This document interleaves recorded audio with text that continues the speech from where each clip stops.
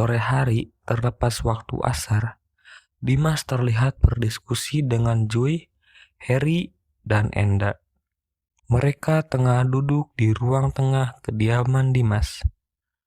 Pokoknya gini aja bro, lu semua harus siapin tenaga selama perjalanan dan pendakian, ucap Dimas menyarankan. Sudah, urusan badan sehat sih. Lu juga kan lihat.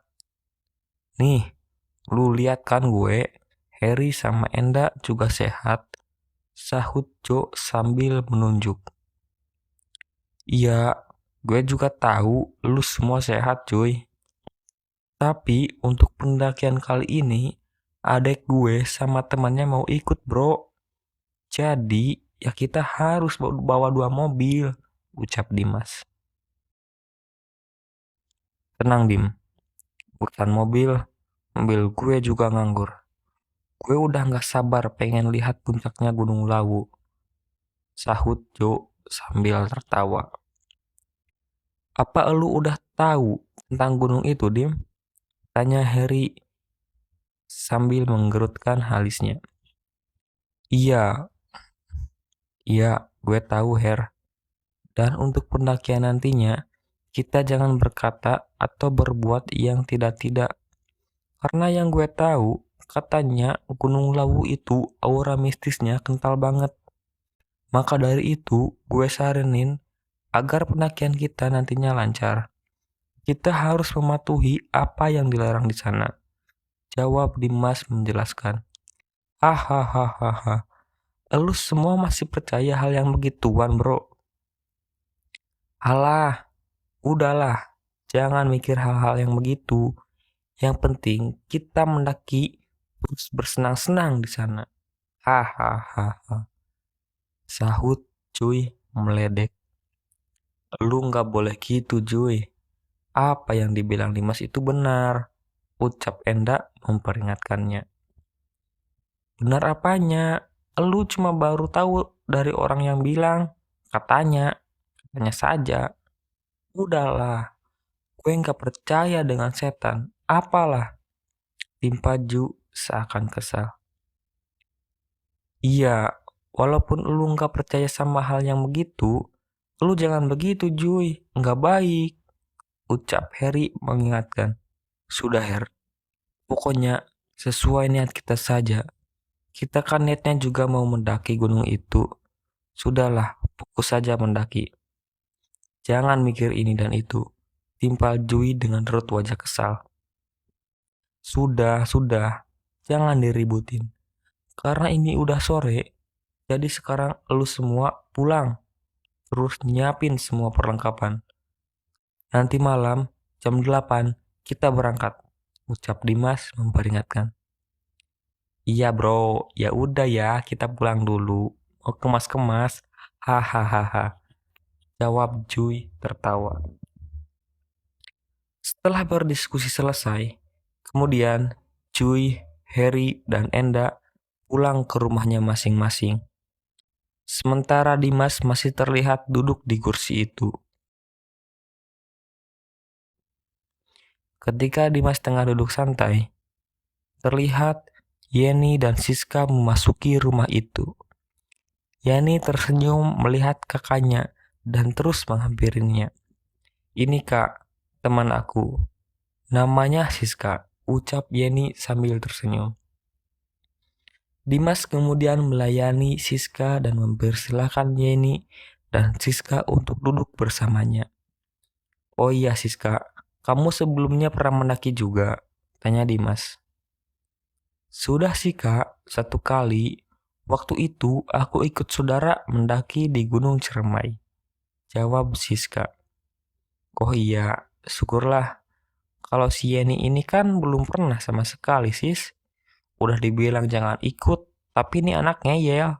Ucap Dimas sambil tertawa. Iya, biarinlah kak. Aku juga pengen tahu. Pengen ngerasain berdiri di puncak gunung itu seperti apa. Sahut Yeni sedikit kesal. Tapi kamu udah bawa persiapan kan? Sudah kak, Semua barang-barang sudah aku masukkan ke ransel, jawab Siska. Baguslah, nanti kita berangkatnya malam jam 8. Kamu bisa istirahat dulu lah, ucap Dimas tersenyum. Tidak lama setelah itu, Yeni kemudian mengajak Siska untuk masuk ke dalam kamarnya. Tidak lama setelah itu, Yeni kemudian mengajak Siska untuk masuk ke dalam kamarnya untuk istirahat sambil menunggu keberangkatan. Bu Ratna menghampiri dan memberikan nasihat untuk putrinya dan Siska. Berharap bisa ke puncak dan bisa kembali dengan selamat. Ibu mau bilang sama kalian, nanti di sana jangan bertingkah yang tidak sopan dan berbicara yang kurang baik. Jaga perilaku kalian. Patuhi peraturan yang ada di sana, ucap Bu Ratna. Iya Bu, kami ngerti kok, jawab Yeni. Ya sudah, kalian istirahat saja dulu. Nanti ibu bangunkan kalau mau maghrib, ucap Bu Ratna. Setelah memberikan nasihat, Bu Ratna kemudian keluar dari kamar putrinya. Sementara Yeni dan Siska terlihat untuk merebahkan tubuhnya untuk beristirahat. Pukul 19.30, Dimas dan semua teman-temannya sudah nampak berkumpul di teras depan rumah. Setelah lebih dahulu menata barang-barang bawaannya dan memasukkannya ke dalam mobil, Dimas kembali memberikan instruksi kepada rombongannya yang akan ikut keberangkatan menuju daerah Karanganyar, Jawa Tengah untuk mendaki di Gunung Lawu. Dimas nampak memberikan pesan-pesan kepada semuanya untuk selalu berhati-hati dan jangan lupa beribadah. Dimas juga memberikan peringatan supaya semua yang ikut mematuhi peraturan yang ada di sana. Semuanya nampak mengangguk-anggukkan kepalanya, seolah-olah mengerti apa yang diucapkan oleh Dimas. Terkecuali Jui, yang terlihat malas mendengarkan peringatan itu. Setelah Dimas memberikan arahan kepada rombongannya, tepat pukul 8 malam, mereka berangkat menggunakan 2 mobil.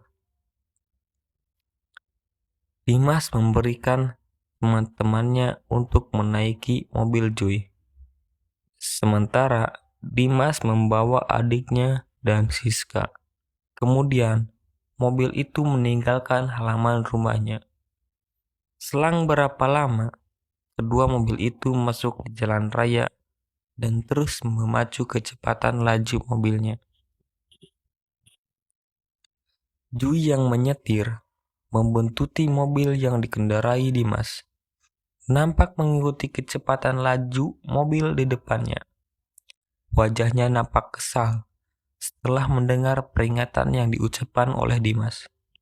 Bro, gue paling males kalau udah dengerin si Dimas ngasih peringatan. Yang diomongin itu terus. Gerutu cuy. Iya, kan dia bilang begitu juga buat keselamatan kita juga cuy, sahut Harry dari belakang. Gue tahu Her, cuma ya nggak usah diomongin terus lah. Bosan dengernya. Lagian juga percaya banget sih sama hal-hal yang begitu. Timpal, cuy. Tapi semua yang dikatakannya itu benar, cuy. Gunung Lawu itu sangat kental aura mistisnya, ucap Enda.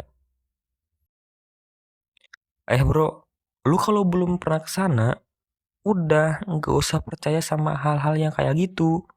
Gue juga tahu, lu itu cuma baru dengar dari orang lain yang selalu bilang katanya mulu. Menurut gue sih, kalau mendaki ya mendaki aja, ngecamp di sana, senang-senang di sana, sahut Cuy dengan mata fokus ke depan.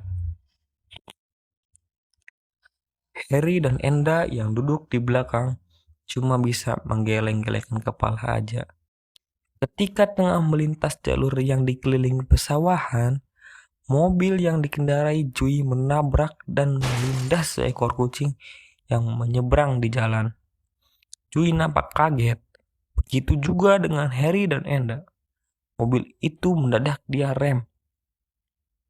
"Joey, lu nabrak kucing, Joey. Turun dulu, turun," minta Harry. "Dasar kucing sialan. Sudah, cuma kucing doang kok," sahut Joey yang bergegas melajukan mobilnya. "Wah, lu parah sih Joey. Harusnya tadi lu turun dulu, kuburin itu kucing," ucap Enda merasa heran. "Hahaha, ngapain bro? Gue disuruh nguburin kucing. Emangnya itu kucing saudara gue? Hahaha," sahut Joey sambil tertawa. "Bukan begitu bro. Orang kalau nabrak kucing atau melindasnya hingga mati, maka harus menguburkannya. Dan kaos yang lu pakai itu dijadiin ngebungkusin kucing itu. Katanya sih, biar enggak nemu sial nantinya," ucap Harry. "Aduh, lu berdua ini bro," bilang lagi katanya. "Udah deh, kan cuma kucing," timpal Joe dengan nada kesal. Sementara Dimas yang mengendarai mobil di depan terlihat lebih santai dan membiarkan Yeni dan Siska untuk tidur. Tiba-tiba, Dimas menghentikan laju mobilnya karena melihat mobil Joey yang berhenti di belakangnya. Dimas nampak keluar mobil dan terus berjalan menghampiri mereka. Lanjut part 2.